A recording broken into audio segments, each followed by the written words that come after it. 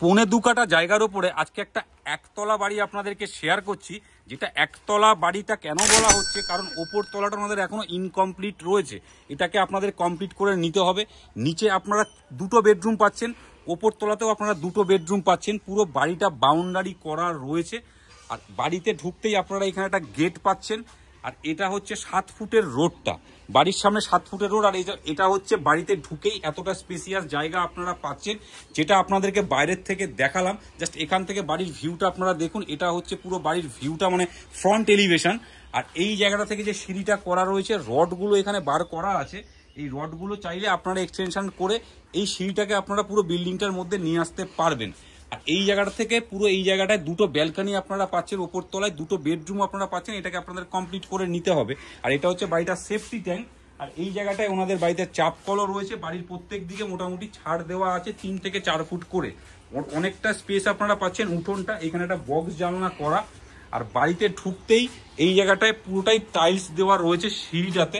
আর এই জায়গাটা ওনারা একটা বেডরুম হিসেবে ব্যবহার করে, কিন্তু আপনারা চাইলে এটাকে একটা খোলামেলা বারান্দা হিসেবে কিংবা ডাইনিং হিসেবে ব্যবহার করতে পারেন। পুরোটাই কালার কমপ্লিট করা আছে, ফ্লোরে টাইলস করা, ওয়াল পুট্টি সমস্ত কিছু কমপ্লিট করা পুরো বাড়িটাতেই। আর এইটা হচ্ছে ওনাদের, মানে যেহেতু একটা খাট বসিয়ে রেখেছে, সেহেতু একটা বেডরুম হিসেবে ওনারা ব্যবহার করেন। আপনারা চাইলে এটাকে ডাইনিং হিসেবে ব্যবহার করতে পারেন। আর এটা হচ্ছে ফার্স্ট। আর এটা হচ্ছে আমাদের সেকেন্ড বেডরুম। সেকেন্ড বেডরুমটা প্রায় 10x12 সাইজের বেডরুম করা রয়েছে।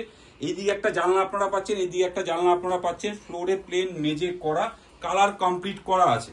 তো এই সেকেন্ড বেডরুম থেকে বেরিয়ে এইবার আপনাদের ওনাদের ডাইনিং হিসেবে যেটা ওনারা ব্যবহার করে, এটা হচ্ছে ওনাদের ডাইনিং হিসেবে ওনারা ব্যবহার করে। অনেকটা স্পেসিয়াস জায়গা ডাইনিংটা। এখানে ওয়াশরুম আপনারা পাচ্ছেন, এদিকে একটা কিচেন আপনারা পাচ্ছেন। আপনাদের কিচেনটাকে শেয়ার করছি। এটা হচ্ছে কিচেনটা, ব্ল্যাকস্টোন বসানো রয়েছে, ওয়াল টাইলস কমপ্লিট করা, একটা সিঙ্কও ওখানে বসানো রয়েছে। আর এটা হচ্ছে ওদের বেসিনের জায়গা। আর এইটা হচ্ছে একটা জানলা। ওয়াল কালারটা দেখতে পাচ্ছেন আপনারা, ওয়াল কালারটা খুব সুন্দরভাবে করা রয়েছে, 2টো ময়ূর দিয়ে ওয়াল পুট্টি কমপ্লিট করা আছে। আর এটা হচ্ছে ওনাদের ওয়াশরুম, যেটা আপনারা ডাইনিং থেকে অ্যাক্সেস করতে পারবেন। এটা হচ্ছে ওনাদের ওয়াশরুমটা, ওয়েস্টার্ন বসানো রয়েছে, ওয়াল টাইলস, ফ্লোর টাইলস সমস্ত কিছু কমপ্লিট করা, মানে ইন্ডিয়ান ওয়েস্টার্ন দুটোই করা রয়েছে।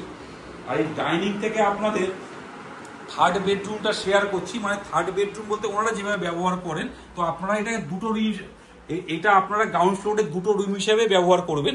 এটা হচ্ছে ওনাদের বেডরুমটা। বেডরুমটা প্রায় 11x13 সাইজের বেডরুম। দুদিকে 2টো জানলাও আপনারা পাচ্ছেন, ওয়াল পুট্টি কমপ্লিট করা, ফ্লোরে প্লেন মেঝে করা আছে, সুন্দরভাবে ডেকোরেশন করে সাজানো রয়েছে। বাড়ির ওপর তলাটা আপনাদেরকে কমপ্লিট করে নিতে হবে। নিচতলাটায় আপনারা 3টে বেডরুম পাচ্ছেন।